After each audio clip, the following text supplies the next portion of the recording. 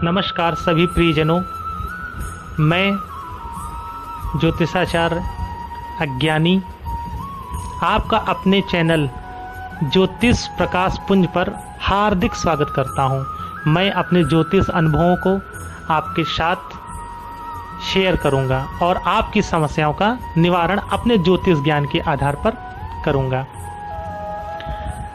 आज हम लोग चर्चा करेंगे जो ब्रह्मांड में घटना घट रही है। शनिदेव जो मकर और कुंभ राशि के स्वामी हैं वो वक्री होने जा रहे हैं आज 11 मई 2020 को। मैं इस शनि के वक्रत्व पर आपका ध्यान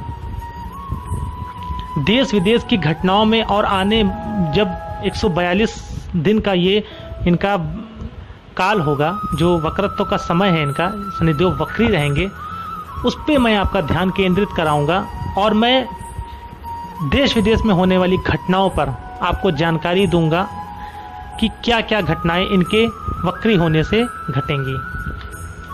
मित्रों, वक्री ग्रह तब होता है, देखिए ग्रहों की 3 अवस्थाएं होती हैं। एक तो मार्गी जो अपने पथ पे चलता रहता है, एक होती है अतिचारी जब वो स्पीड से चलने लगता है, और एक होती है वक्री। ज्योतिष जो है वो पूरी तरीके से ये जग विदित है कि दृष्टि विज्ञान पे आधारित है। ग्रह वक्री होना यानी वक्री माने तो वक्र माने तो आपको पता है ना, टेढ़ा मेढ़ा।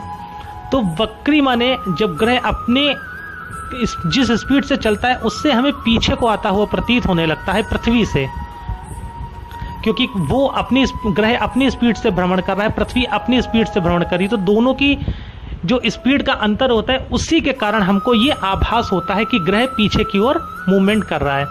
इसी चीज को वक्र कहते हैं या वक्री होना कहते हैं। इसका आम जनमानस पे बहुत असर पड़ता है, इसलिए इसको ज्योतिष में एक अलग तरीके से देखा जाता है, क्योंकि ये एक घटना है। तो मैं आप लोगों का ध्यान उसी पे केंद्रित करना चाहता हूं। देखिए, शनि जनता का कारक है। काल पुरुष की कुंडली में शनि 10वें और 11वें भाव का स्वामी होता है। मकर इसकी साधारण राशि है शनिदेव की, और कुंभ इसकी मूल त्रिकोण राशि है। शनि का वक्री होना प्रियजनों इसलिए ज्यादा सीरियस है देश के लिए, क्योंकि देश इस समय आर्थिक मंदी से जूझ रहा है। कंस्ट्रक्शन काम बिल्कुल बंद है, कोरोना की महामारी झेल रहा है। तो आइए मैं आप लोगों को कुछ तथ्य प्रस्तुत करता हूं आप लोगों के सामने कि शनि वक्री होकर आप लोगों को क्या देगा।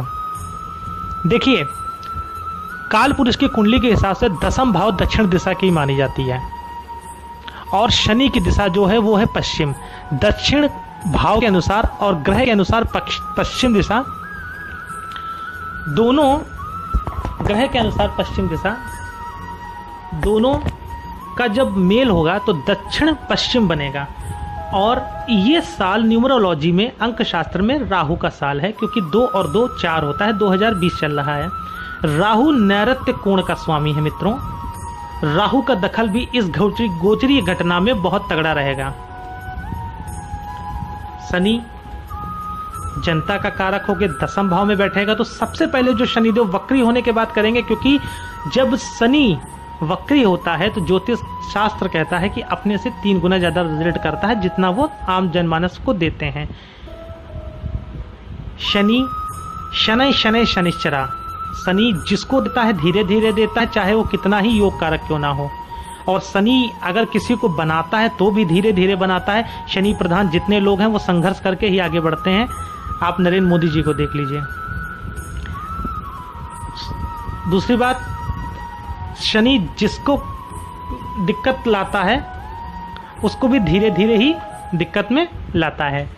ये कॉन्सेप्ट आपका क्लियर हो गया। देखिए, शनि काल पुरुष की कुंडली के 10वें भाव में बैठ के चतुर्थ भाव जो जनता का होता है वहां को देखेगा। काल पुरुष की कुंडली में चतुर्थ भाव कर्क राशि होती है। शनि अपनी 7वीं दृष्टि से चतुर्थ भाव को देखेगा और 10वीं दृष्टि से जहां शनि दिग्बली होता है 7वें भाव पर अपनी निगाह डालेगा। इसके पहले शनि मकर में गया था 1990 में, तब भी कुछ मैं घटनाएं आपको स्मृति करा दूं। जैसे राजीव गांधी जी की हत्या हुई थी 1991 में, और उसके बाद राम मंदिर वाला केस हुआ था, जो ढांचा विवादित ढांचा था वो गिरा दिया गया था। अब शनि फिर आया है 24 जनवरी 2020 को मकर राशि में। शुरुआत में आते ही इसका जो नैसर्गिक शत्रु ग्रह है मंगल, वो उच्च का होकर आके बैठ गया। फिर अभी वर्तमान में गुरु भी वहीं पे बैठा है, परसों 14 तारीख को गुरु भी वक्री होने वाला है। तो इसका जो पूरे देश पे असर पड़ेगा वो एक शुभ परिणाम शनि सबसे पहले ये देंगे कि जो इंडस्ट्रियां बंद थी वो स्पीड से वर्क करेंगी।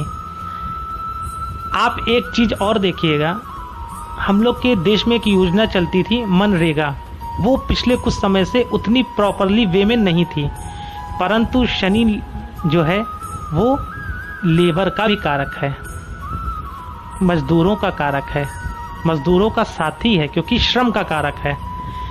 मनरेगा भारत में फिर से सुचारू रूप से चालू हो गई। भारतवर्ष की कुंडली के हिसाब से नवम भाव में शनि गोचर कर रहा है और अपनी तृतीय दृष्टि आय भाव पर डाल रहा है, 11th हाउस पे, लाभ भाव पर डाल रहा है।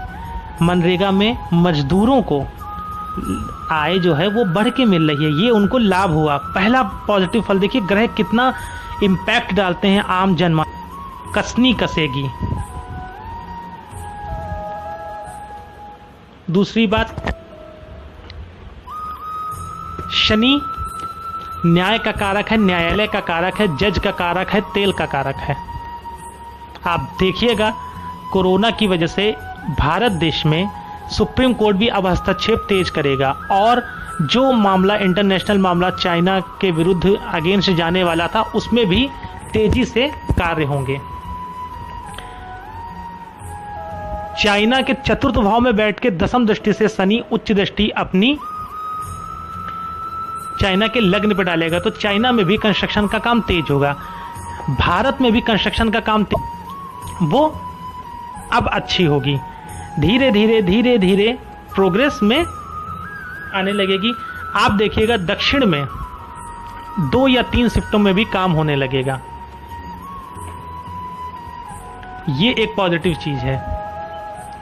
भारत तेल को अपने पास सुरक्षित करेगा, विदेशों से तेल खरीदेगा अधिक मात्रा में।